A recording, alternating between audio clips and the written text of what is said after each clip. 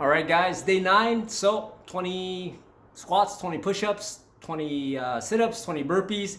And on Monday, I'm going to change the exercise a little bit so we don't get bored, right? But here, let's go.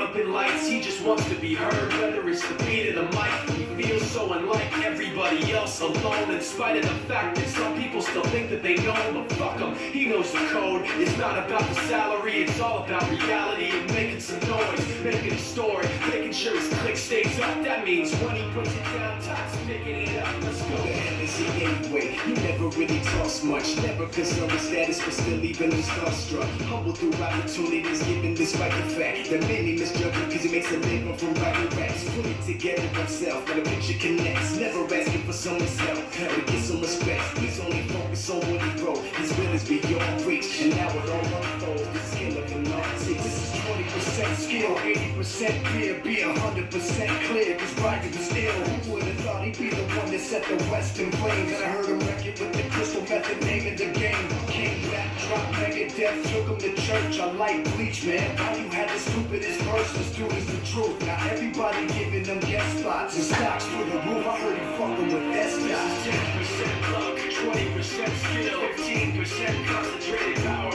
will, 5% pleasure, 50% pain, 100% reason to remember the name. Alright, he's sick and he's spitting fire and Mike got him out the dryer. He's hot, found him in Pomino with top of the fucking nihilist porcupine. He's a prick, he's a cop, the type women wanna be with them rappers, hope he gets shot. 8 years in the making, patiently waiting to blow. Now the record we should notice taking over the globe. He's got a partner in crime, this shit is equally dope. You won't believe the kind of shit that comes out of this kid's throat.